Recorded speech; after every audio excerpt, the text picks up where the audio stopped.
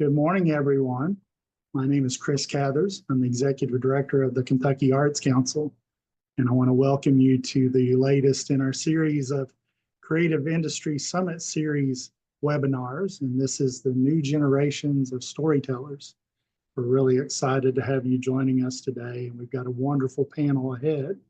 But before we begin, I'd like to do a land acknowledgement, and the land acknowledgement is a formal statement that recognizes the unique and enduring relationship that exists between Indigenous peoples and their traditional territories.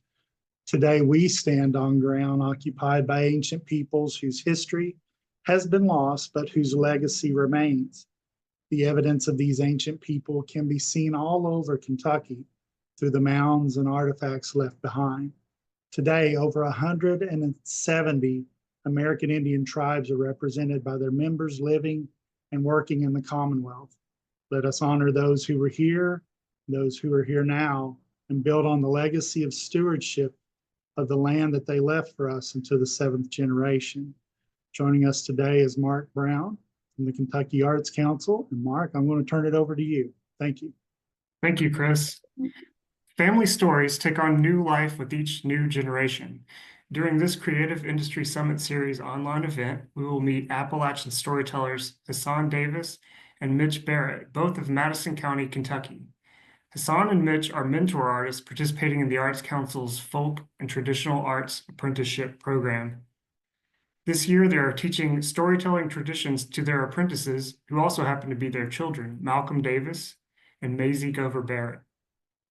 These apprenticeships are made possible by South Arts in These Mountains program, which preserves and perpetuates traditional arts and culture of Central Appalachia. And we're grateful today to have Taylor Burden from South Arts with us.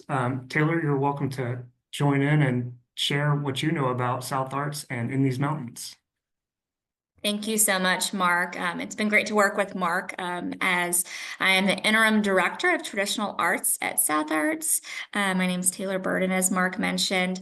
And so my department within South Arts focuses on folk and traditional arts work, which includes things as expansive as foodways and art forms, but also storytelling, as we'll learn more about today. And so South Arts is the regional arts organization for the South. So we cover the 9 Southeast states. So outside of the traditional arts department, South Arts does a lot of granting and re-granting of funds aimed at promoting the vitality of the arts here in the South. And so my program is just a small program of the larger South Arts portfolio of programs and projects. But this In These Mountains project is one that we're really excited about and I love working on. And so it's been a pleasure to fund these projects and these apprenticeships that we'll be learning about more today. And I look forward to hearing from the two teams.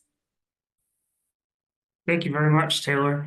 And In These Mountains has been a great supporter of Kentucky arts and traditions in the eastern part of our state for many years now. So we're grateful always for the opportunity to work with them and help strengthen the cultural traditions that are living today in the region. So the artists that are joining us today are all storytellers, and we're going to hear today from Hasan Davis, Malcolm Davis, Mitch Barrett, and Maizie Gover-Barrett. Now, if we can start with the two mentors, Hasan and Mitch. Both of you are storytelling mentors now. Can you tell us about who your mentors were? Hasan, do you want to start? Sure, thank you. So I think my first mentors were my parents, Alice Lovelace and Charles Dickey Riley. And my mother, she lives in Atlanta. She's an artist. My father was a reggae singer, Black Panther. But early in my childhood, what they introduced me to was the story of myself. Story that I tell often is 3rd grade, where we got our first book, our social studies book, and my teacher had this great spiel about this is the book where our history lives, the people who make us American, make us powerful. And I was so excited. I was tearing through that book, chapter 1, chapter 5, chapter 7. Couldn't find myself. I finally got to a chapter late in the book that the title of the chapter was American Slavery.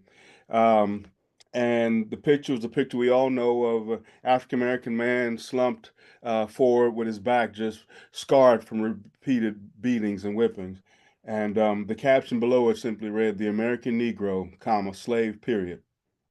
And that was such a profound statement for me in the third grade. And I went home angry and frustrated. And my mother started pulling out. We had this book series, "The Great Kings and Queens of Africa," and the history of Negroes in America. And she started and literally sat me down and said, "Okay, let's be clear. Your story does not live in those books." And so that really began my journey of collecting stories, but she and my father were both amazing storytellers, community story keepers, and so that gift really transformed me as a poet, as a writer, as a storyteller. And then I came to Kentucky, holding all of that, traditional African stories and African American stories, and then I met people like Mitch Barrett, right, who were telling Appalachian stories, and we connected, first I guess way back when he was singing music in the bars on down in Richmond, right, way back. But then, people like Mitch, people like Tavia Sexton, who were introducing me to the new place I was grounded in, the place I really come committed to, working across the Appalachian region since college, in all these small communities. And then when my wife, right, it just became the place to live and to grow. And so those really started to inform me as I became a living history interpreter, uh, finding a way to uniquely use my skills to tell these stories that ground us. And so the first story that I researched and told was the story of Angus Burley, who escaped slavery in Kentucky, came to Berea. He joined the Civil War in the Union Army, and afterwards was invited by the founder of Berea to come to Berea. And so I started to take that story and really embody the African American experience in Appalachia across Kentucky. And after touring that story for 10 or 15 years across the region and then across the country, I began collecting other stories. York of the Lewis and Clark expedition, which during the bicentennial of Lewis and Clark, the National Parks and Department of Interior asked me to be York, to interpret York, to tell his story for the whole nation for the bicentennial. And those really became the grounding pieces. How do I take these stories of America and find the places where all of us live and breathe and have voice? And then, it always brings me right back to here. And so I was so excited when at some point I looked up and Malcolm was right there, looking deep to Appalachia as a place to find his roots, as my wife says, his roots and his wings, his grounding and his ability to go out and own the world. And so that's become the collaboration in so many ways. That's an amazing story in itself, and in your journey of like how you had to look for stories where they were maybe intentionally covered up or hidden or erased, and discover your own connection to your place and your people. Mitch, do you want to pick it up there and talk about the folks who taught you and what storytelling has as an art form has come to mean for you? Sure. Well, much like Hasan, it was all family, and as we all know, Appalachian folks can tell a story about going to the dentist and make it interesting and funny, and that's my people. My grandparents on my mother's side, they grew tobacco, but they also grew all these other crops to supplement their income, peppers, and so we were just working all year. And working with them and having lunch with them and hearing the old people tell stories, and my granny and my grandpa would talk about old times, and they wouldn't just bring up somebody's name, they would have a full story. And I was just amazed at how they could tell these stories. And then of course we had it too. We all of us grandkids were infected with it, and so we were always lying. As Granny would say, lying, and Pa would say, "I ain't lying, I'm telling a story." But that side of my family really affected me. One story I always share is stripping tobacco working in tobacco in general, but stripping tobacco was the thing that stuck with me the most, because everybody was trapped in the stripping room. So the old people, young people, women, men, and that's where the stories and songs were. They just flowed, and it just seemed so natural.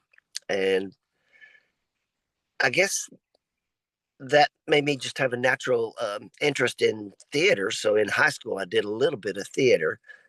And then after that, I started playing music. And a school teacher from inner city Los Angeles asked me to come out there. And he had this project he was doing with bringing in people from different cultures to inner city LA.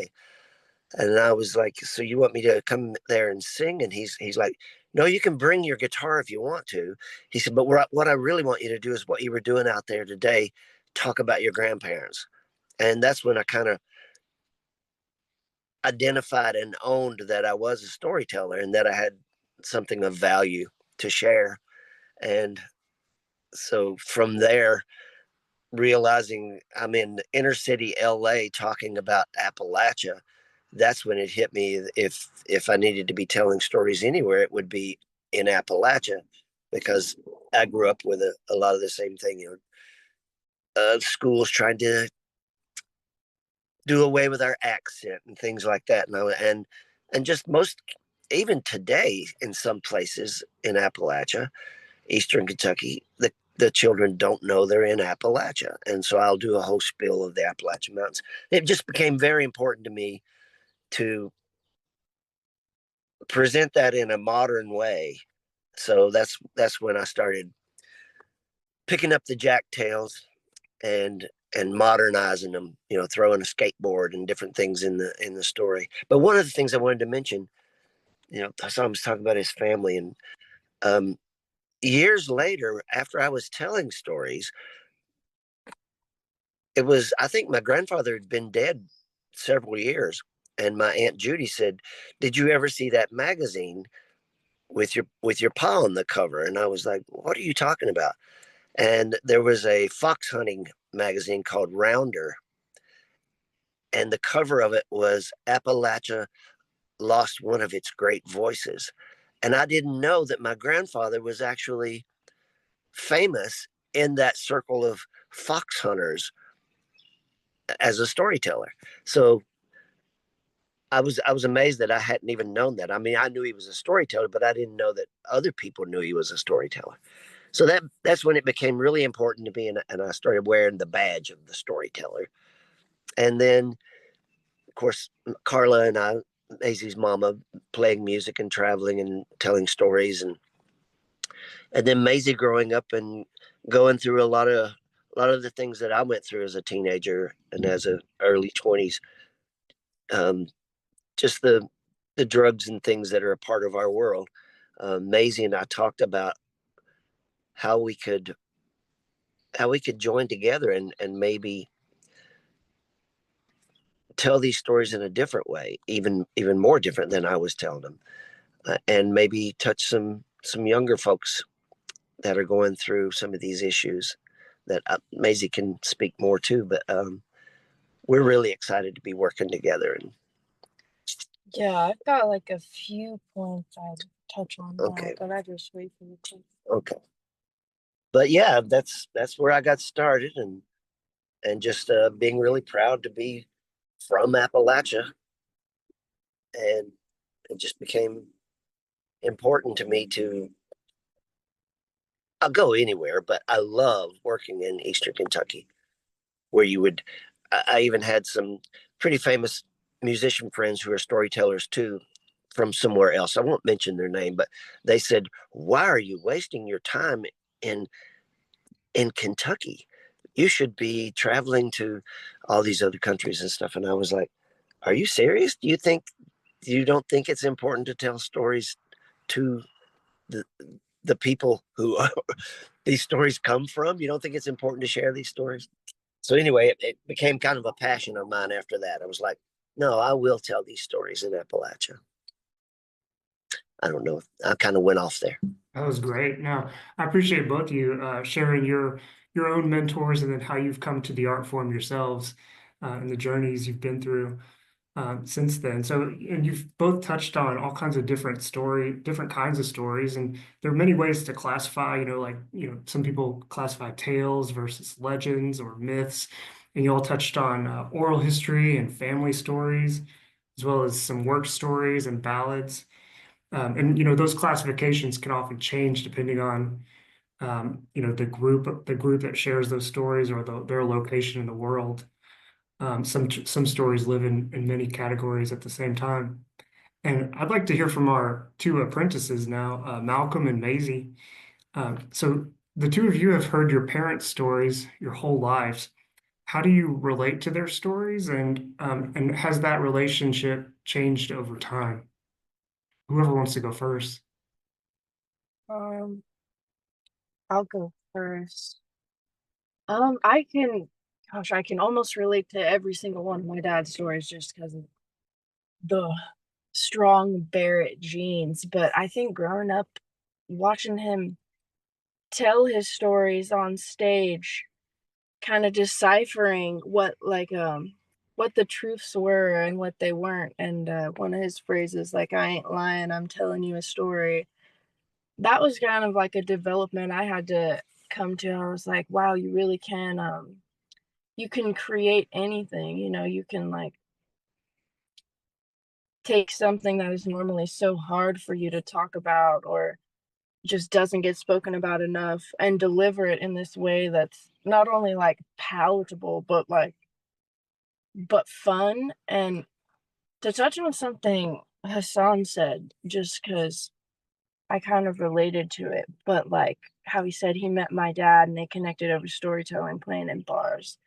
I'm like, it's almost generational, and it always has been the way that storytelling is passed down, because I've been experiencing that myself, finding like-minded people in New York, in LA, the two places I've spent the past year, and the process of going from almost feeling like a little scared and ashamed to like tell people where I was from and that I'm from Kentucky, and then to like have that turn into something where I'm instead sharing stories and like,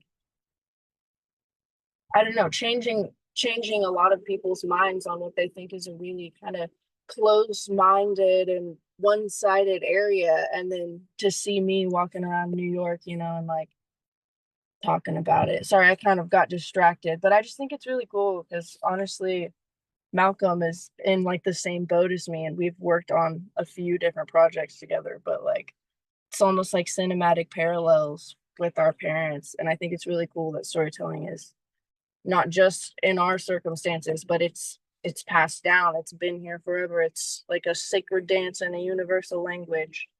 If you can sit down with somebody and chop it up, make them laugh, relate in some way or another, you're bridging a gap that was there before. I don't know if I answered the question correctly, but those were just some things floating around my head while I was listening to everybody talk. Yeah, that was amazing answer, Maisie. And Malcolm, what are your thoughts on that? Yeah, it's a really good point. I mean, I've had I would say that seeing my father's stories and seeing the narratives that he, endeavors to uplift through his stories, such as the Angus Augustus Burley narrative, the Journey of York narrative. Um, I was given a sense of belonging in history and in the world as a young Black man that was absent from Appalachian and Kentucky storytelling in my experience. So, growing up being, any number of young ages and seeing my father embody, York, the enslaved African man who was a pivotal part of the Lewis and Clark expedition, and realizing that there was, that I could see myself in history, right? York is a Kentuckian, right, from Louisville. Angus Augustus Burley, a Kentuckian and a formerly enslaved Kentuckian who fought in the Union Army during the Civil War in Kentucky. So I began getting this really close glimpse of Black history, Black male contribution to Kentucky within Appalachia from my dad, and seeing that modeled, which of course led me to seek to continue down that path and to ensure that, young people who are coming up in today's day and age see a similar story, see themselves represented. And what Maizie has said is absolutely right. We've had the opportunity to collaborate on theater projects, uplifting youth in Eastern Kentucky together through shared connections in theater spaces, founded a youth theater together when we were 17 and 16 or whatever. So we really have, in a lot of ways, been given a gift of this mantle of storytelling, of performance, of continuing our family's narratives. And I think that have really found a lot of pride and satisfaction in doing it. Yeah, it's a great question. I was literally going to say, dude, I'm so proud of you.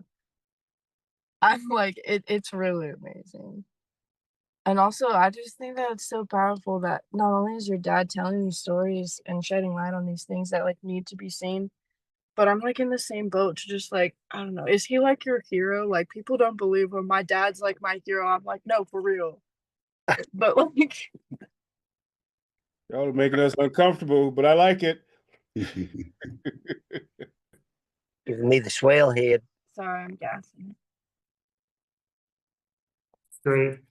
Well, all four of you have talked about, your own style of storytelling and how you have seen the power of stories really to work against stereotypes and to connect different audiences or different groups of people in new ways.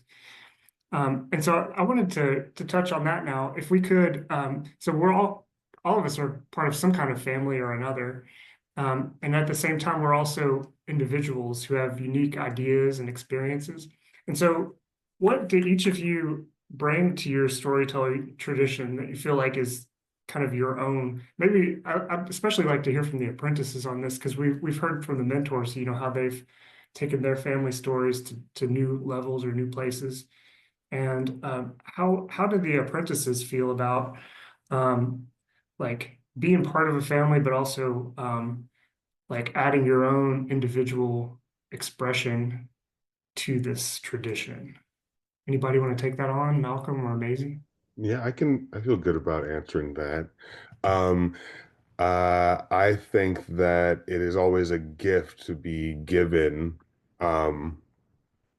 artwork, legacy, stories, a form that our ancestors, my father, my grandmother have been practicing. And then it's a duty to contribute something to that with each generation.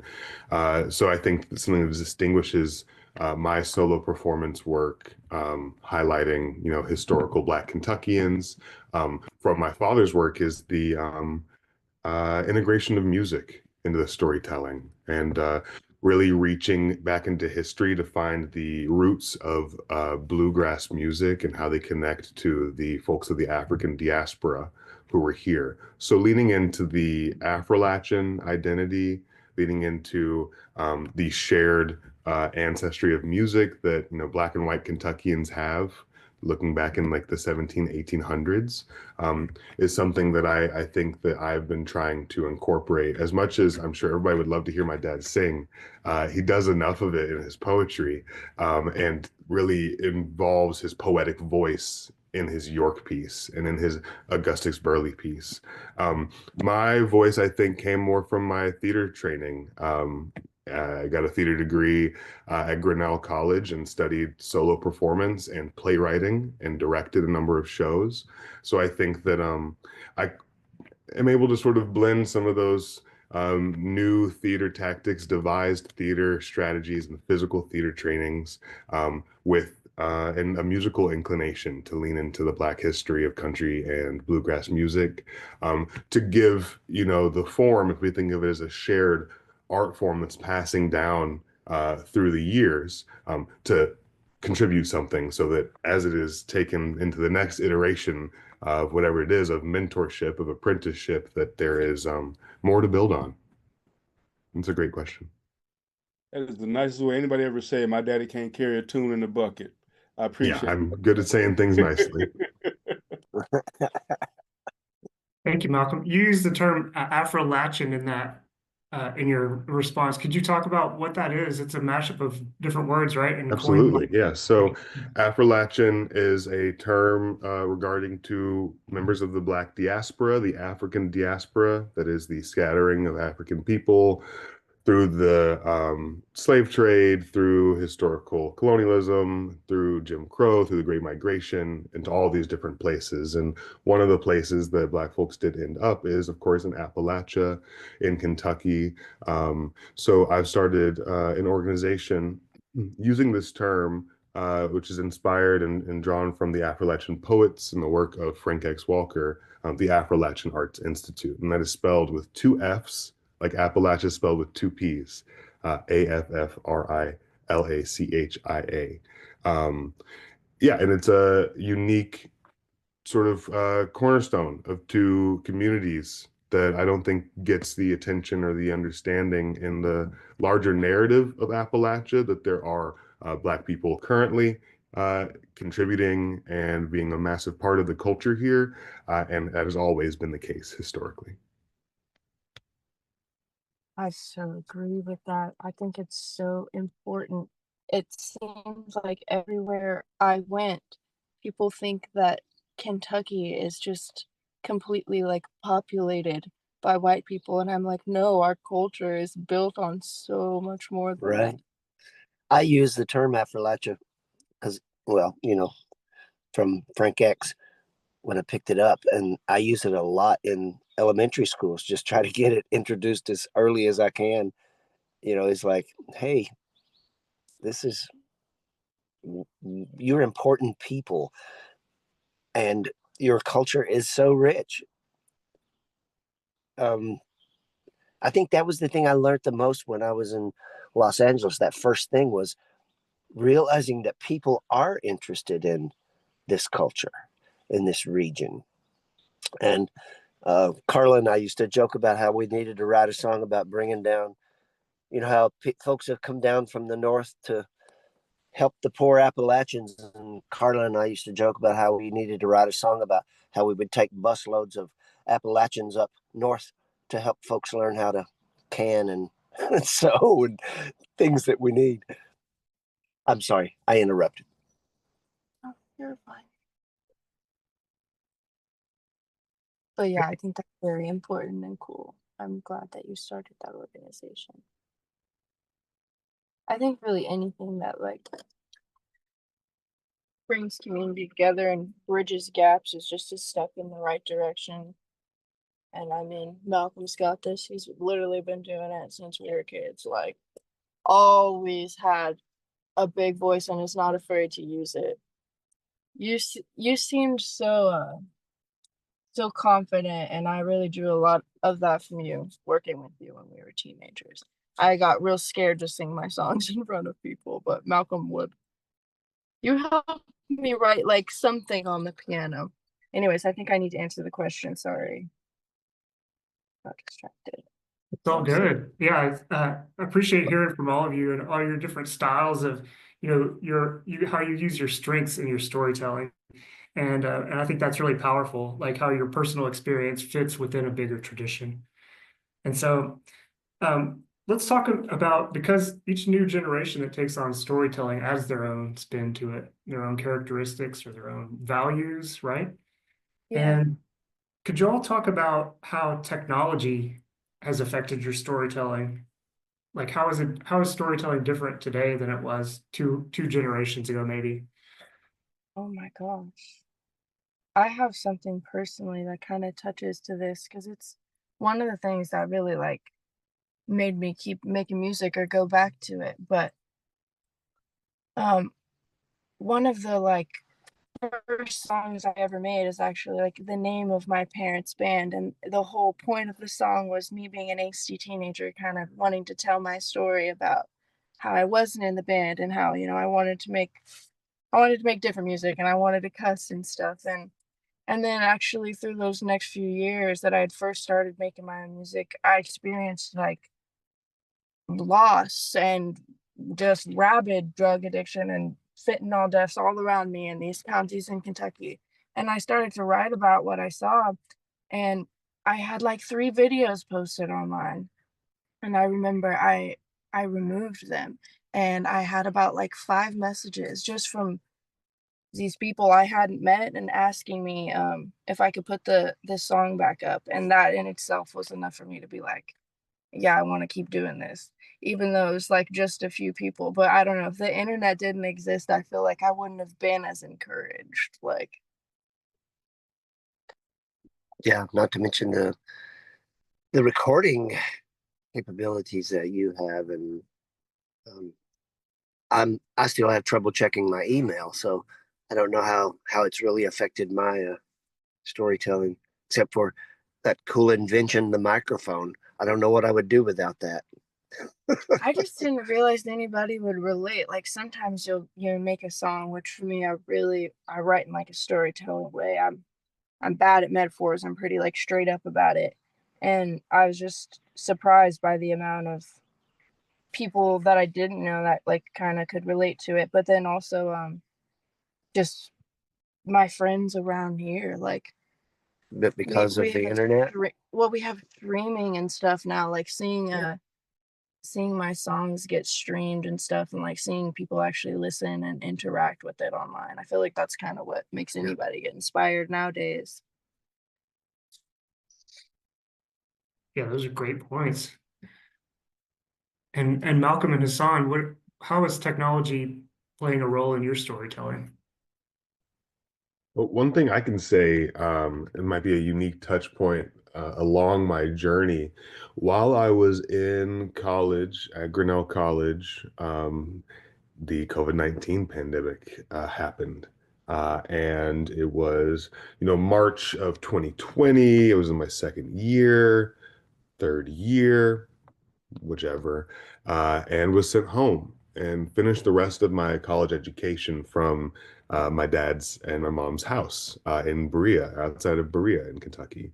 Um, at this point, I was halfway through my political science and theater and dance degree, and I knew political science would be easy to do over Zoom on a computer, but theater is something that is difficult to translate into a room like this. If you were imagining, instead of a webinar, we were all in here to see a performance on my screen, right? There's a lot of technical hoops that have to be jumped through to make this an engaging, impactful performance venue and stage. So I ended up performing my solo performance final, which was a narrative about, it was a short scene about a Buffalo soldier, who were the black men who served during the so-called Indian Wars for the U.S. Army in the West, and were pitted against indigenous individuals. And it's about the trauma of being forced to do violence for a system that commits violence towards you upon other people who are just as innocent as you are and just as subjected to oppression. So I went out in my front yard and I set up a fire pit and I set up a tripod and I put my phone on my tripod and got into the WebEx or Zoom room and did my final performance with my iPhone camera in my front yard with a fire to set the ambiance. It was something that was very interesting to have to make happen as a theater artist. The show must go on. So even thinking of interesting ways to virtually stage a solo performance piece was difficult. And it gave me a level of confidence in virtual performance that I hope I'd never really have to use again. But I'd say that was probably a time in which virtual performances were becoming necessary for theaters and for theater departments. The technology really threw everyone for a loop, and I had to very much adapt. Yeah, I'd be interested in knowing how technology has impacted the arc of your work. Dad. Thanks, son. And I mean, I think COVID-19 is a great example.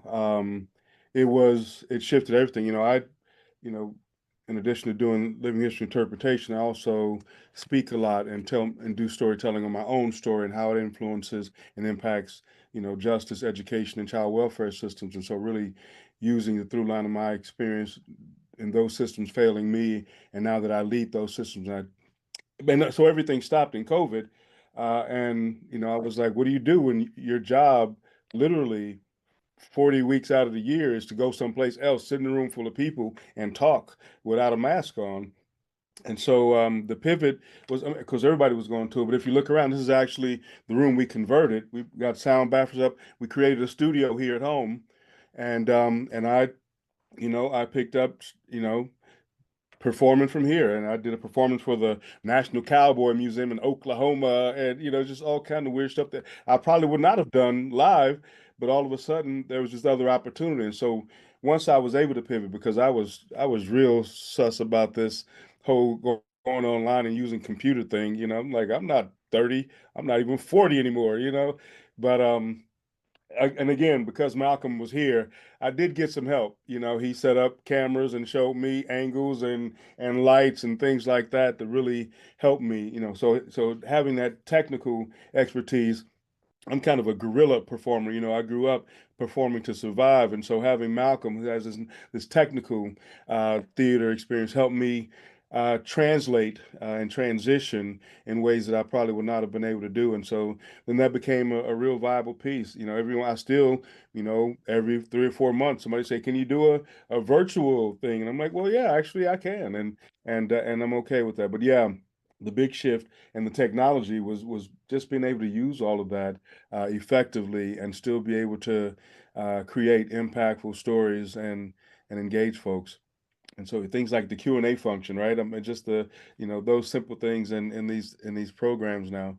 So it was a rough transition, but it was able to happen because I had some support in tech. That's amazing. I was able to do the concerts, just straight up music with a little storytelling in between the songs. But I found it really hard to do the virtual storytelling because, like Hasan is saying, I love talking to people and I play off of what they ask me, and I play off their expressions on their face and body language, and none of that was there. So I found that very difficult. But I'm happy we're not there anymore. And like you, Hasan, I'm happy I have gained a few skills though, in case I do need to do that. Yeah, I'm on my learning curve. I wasn't even thinking about that aspect of it, but it's so good you guys are able to build that skill. I'm working on it, and it is like 90% of everything now after COVID. Like nothing switched back. And in LA, every modeling thing was a self-tape. And I have like a movie I'm auditioning for, and I have to record a video, and I'm actually really scared for it because I not having the response of somebody reading back with you. It takes a lot of bravery, honestly, to do that, to like just set up a camera. Yeah, it does. Yeah, those are all really great examples of how traditions can change, how they're dynamic, how they change over time. You're keeping a tradition alive, but you're also making it relevant and useful to today's communities. So I wanted to ask you all, everybody, all 4 of you have really busy lives. And so for the last year, you've been working together, though, in your mentor apprentice pairs, thanks to this grant and program through South Arts and the Kentucky Arts Council.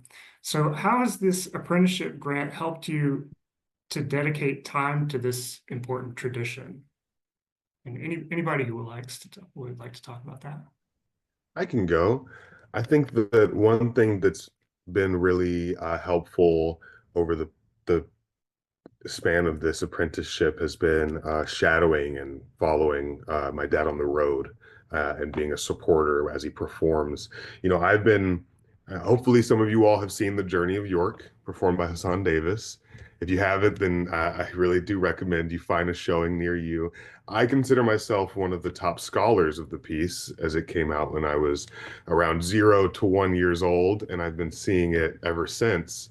But to continue to see it, as a 25-year-old who's creating my own piece, to go on the road, sell books, film the performances, talk to the audience members, prep my dad, make sure he has water, do all the things that kind of are supporting a performer, has been really helpful. And this mentorship has really made that possible for us to go on the road together to Montana, or really all across Montana, and do 3 to 5 shows, I think. So that's been one thing for me, is actually shadowing him while he's out on the road, and imagining what it looks like for me to take my shows to that level of national stage. Is very exciting. Yeah, that's good. And that and he always said it's like he was just there supporting me, but Malcolm really became an integral part of me being able to get back to this work. I had some health issues this last year, and so it was really useful. But a big part of it was having the funds, because people would invite me out, and then I'd say, well, I want to get Malcolm there. So these funds really helped me make sure that he was there. But it was also getting feedback after a performance and talking about the audience and the impact and how I engaged with the story and what my intention were. The great thing, one of the great things is last summer we did a 5-day trip in Montana, telling the York story, but on the river, on the Missouri River, with Black historians and Black outdoors folks, and with a 5-person camera crew. And I mean, it was an amazing, supported by the National Parks and Department of Interior, to center York's story and start talking about, again, one of the things that Malcolm is passionate about. How do we create a space that highlights the fact that all of us have access to the outdoors and always have been a valuable part of outdoor life? And so that project culminates in a documentary that's going to be released next month, almost next week, by the National Parks, called Big Medicine, York Outdoors. And so Malcolm got to be a part of that expeditionary team. And actually, there's a trailer. If we have time at the end, I've got a little 2-minute trailer that I'd love to share.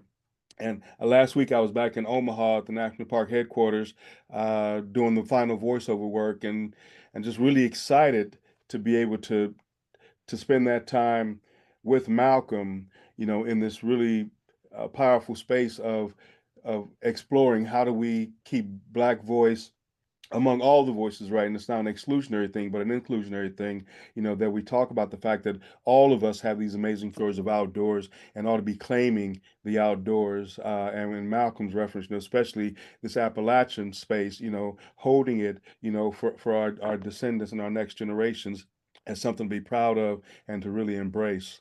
But it's been an adventure. It's been a great year, being able to spend more time with him intentionally in those spaces, and this support, this fellowship, this grant really helped that. Thank you, Son. And I'm glad you mentioned that, the 2-minute trailer. Could you post a link to that in the chat room? That way we can share it with everyone, and allow everybody to watch it. We'll post a link to that in our YouTube video as well. So Mitch and Maizie, could you all talk about your apprenticeship experience, how it's affected your time together and being able to focus on storytelling? It has been life-changing in so many ways, and honestly restored, like I said, a lot of my pride to be where I'm from, and I feel more well prepared to go forward with working in schools, but also like the goals I have set for myself. But being able to come home from like a very fast-paced life and be given the funds to come and work with my dad and follow him into these places that don't normally get, a lot of opportunities to have art teachers or musicians come in. And I think in the beginning it was a lot of like stepping back and observing and watching. And as the time's gone on, I've felt better to like step into my place and kind of be more of a teacher, which I never thought I'd really like approach that role, which is kind of cool. I've just loved having Maisie as an adult, a young adult on the road, because she was on the road with me and her mother for many, many years. Her and Zoe both were so comfortable being backstage and in front of, traveling to Denmark and all sorts of things. So it was really nice just to be able to have Maisie observe my performance, and then, like y'all said, the ride home, talking about It feels very different things that full happened. circle, and like it's very inspiring to keep going with it too, because not only like through this work have I've gone to these schools with my dad, but I started visiting my bandmate like as a teacher as well, my brother Arlo, and the work I've done with my father kind of helped me build up like a lesson plan. And I was able to go into Sphinx Academy, and I did a Zoom call with them and was able to go in person and kind of help them take like journal entries and turn it into songs, and also just play my music for them and share the stories behind it, because a lot of these songs I wrote when I was a teenager. So going into schools where the kids are like in that age is honestly kind of perfect, because nobody else really understands it. I feel more comfortable being like, and this lyric was me, I was mad at my parents, and so I made this metaphor out of it so that they couldn't tell, or this boy was doing that, like. And I honestly, I've had more receptive love from like young people and teenage girls going through like the things I went through when I wrote those songs, which it's cool to see, because now I'm writing new stuff and I can't wait to like share that. But it's nice to learn from my dad, and yeah, like full circle, also get to like revisit my old work. Nice. Yeah. And hearing from you all answering that question, it's really easy to see how this investment in traditional artists can really have a lifetime effect on you and everyone around you, really, everyone that you're connected with. So congratulations on the apprenticeships. I think they're really amazing, and excited to get to share your experiences on our presentation today. For a final question, I wanted to turn it over to the audience to see if anybody joining our webinar today has questions. You're welcome to type it into the chat room for any one of our participants. And while you're doing that, I wanted to ask our storytellers to sort of think about and share, what do you want people to know about your tradition and about your apprenticeship that we haven't talked about already? I would say it's for everyone, and you don't have to be born with any kind of certain talent, and it's not even like about practice, it's just about doing. And I feel like I'm lucky enough to learn that from my dad, but that's like the main thing I always finish with when I'm talking to people about making music. It's just that like it is for everybody, and it doesn't matter if you get writer's block, or you're not like exactly. Sorry, I lost my train of thought. That It's I feel like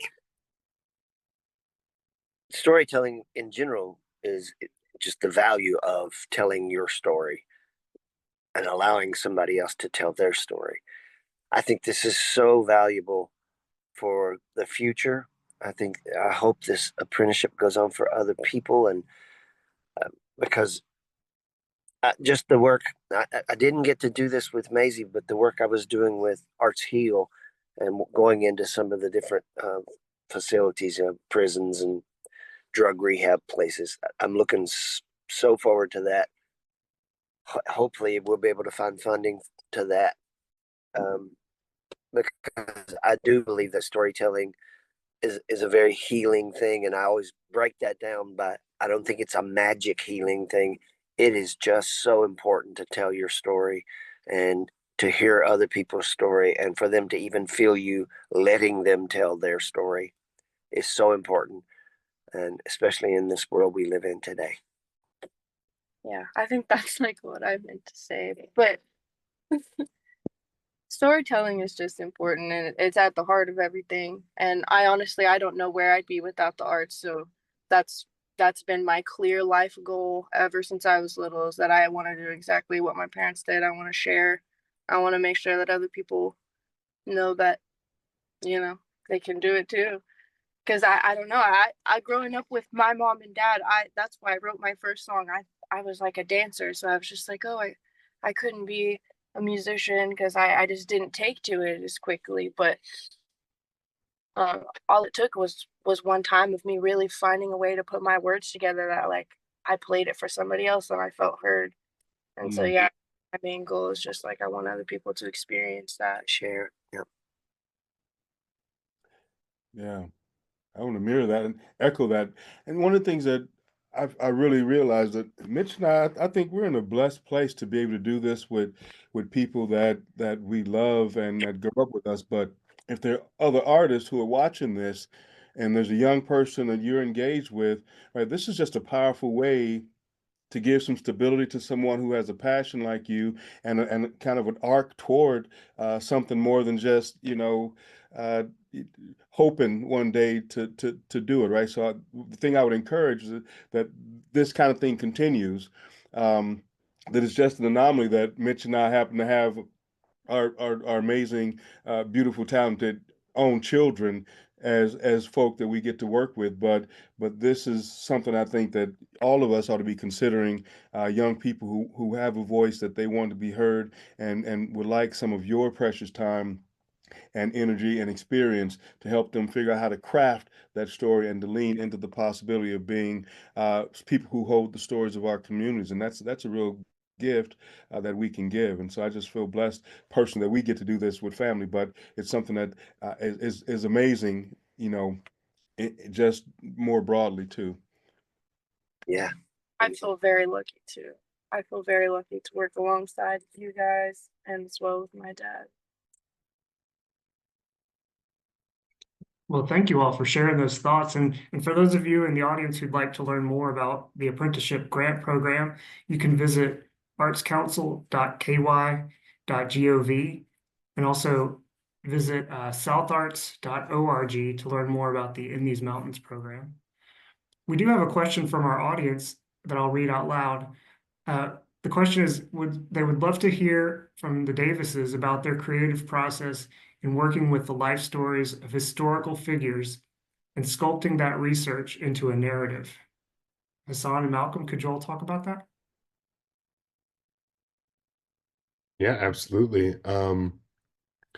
Yeah, so I think for me, and I've seen, of course, my dad's research has long standing with research done at the archives throughout Kentucky, especially in Berea College, Epbury College, connecting with, communities. If you are familiar with the journey of York and you had the opportunity to stay after and listen to the Q&A, you hear about the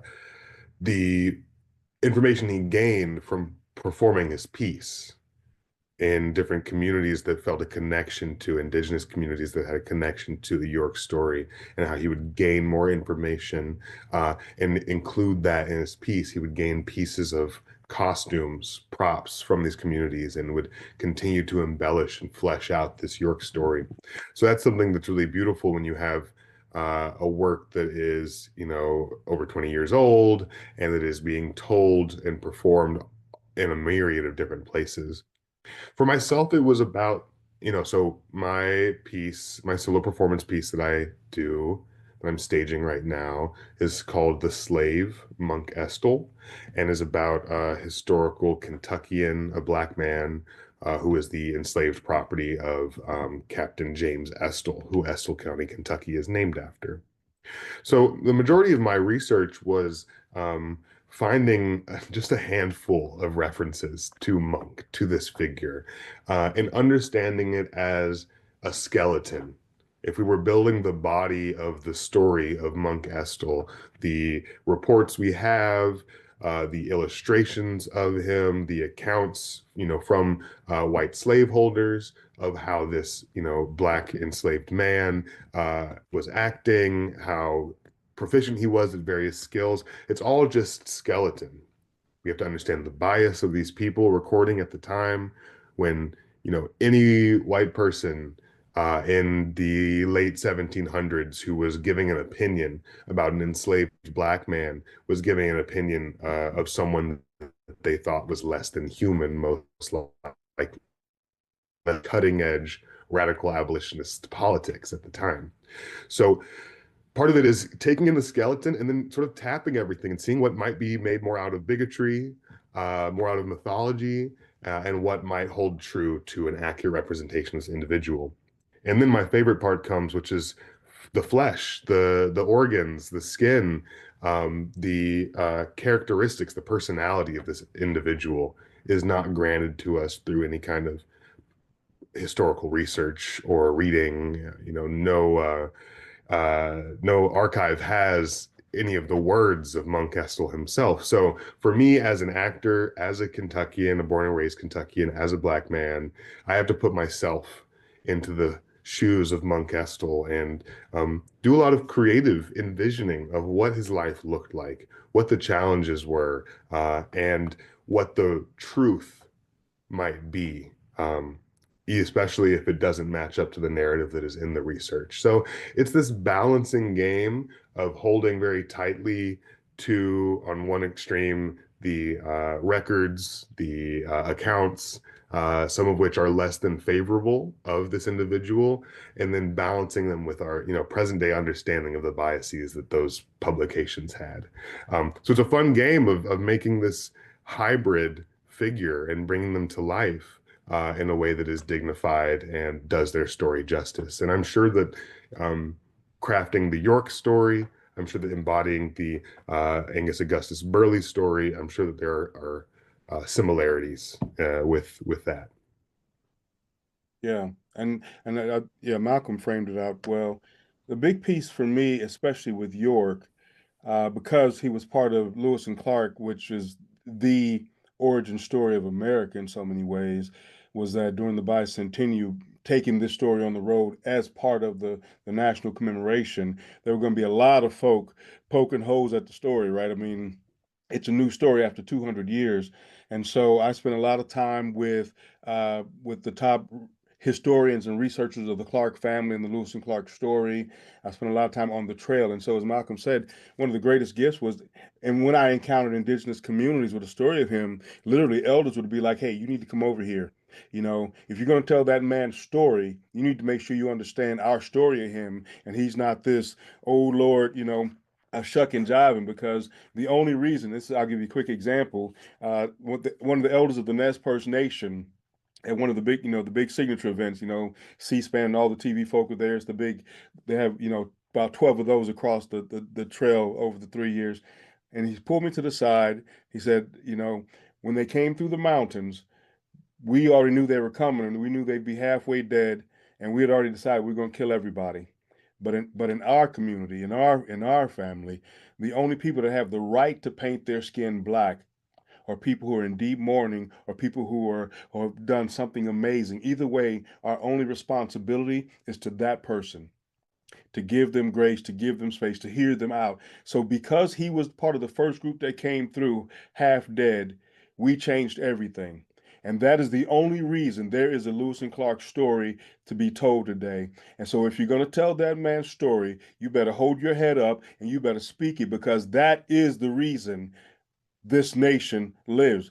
And all I could say was, yes, sir. But I mean, it was those kind of gifts and communities who were telling us their stories are not written in books that really informed the way I embodied him, so that I wasn't, holding on to stereotypes that other people think ought to be what a black man, his life ought to be or story ought to be told. And so in between that and spending literally 3 years with William Clark's 8th generation descendant, Bud Clark, who was portraying him, and having those deep conversations about, so it really shifted from just this telling of a story to embodying an experience in some amazing ways. And that informed my work over the last 20, and it continues. I still, when I go out, I still get, I had a visit from one of the women in the Salish Nation, which is right there around the Nez Perce, just last month, and she was starting to tell me other stories. You need to know this story.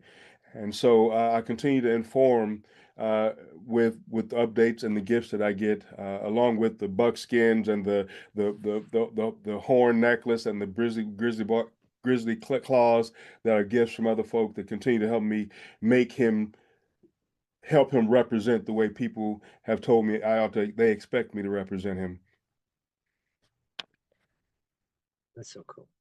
That's very cool. Yeah, it's amazing how that portrayal, the story really takes shape over so many years and gathering so much different input from people and from different times and places. And it's super powerful how it just kind of comes down to that moment of your performance too. This is what you said. This has never, been told before. This is somebody whose story has never been told from their perspective, and more so from the biases and things projected on them to go down that path and to like take the time and hold space for him to fully embody who he was. It's beautiful. Yeah, great.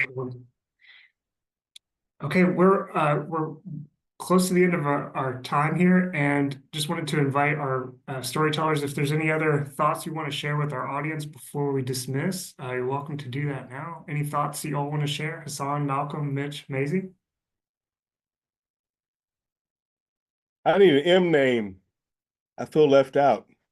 I always just say me, Maisie, Malcolm, and Mitch. That way I feel like I'm part of the band.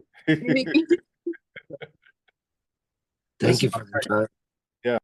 The only thing I can think of is if you're interested in learning more about the slave monk Estill, my solo performance piece, you can go to appalachianarts.org and you can sign up for our email list. And I will even type that, because it is a tough one, into the chat. It's appalachianarts.org. And we'd love to connect and find ways to uplift the next generation of Appalachian artists.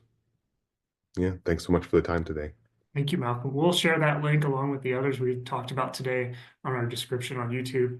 I just want to thank you all again for sharing your stories today, and congratulations on your amazing apprenticeships. You all are doing incredible work, and we're proud to know you and to get to hear from you today. Thanks, audience, for joining us and for your great questions. And hope you all will share this recording with your friends and family who would like to learn more about our amazing Madison County storytellers here in Kentucky. Thank you so much for listening to it. Thank you. It's been a blessing. Good to see you. That was really, yes. Take care. Good to see some familiar faces too, and names. Yeah, it was good to see you guys. I'm helped Dad get his phone off. Bye-bye, y'all. Thank you. Bye-bye.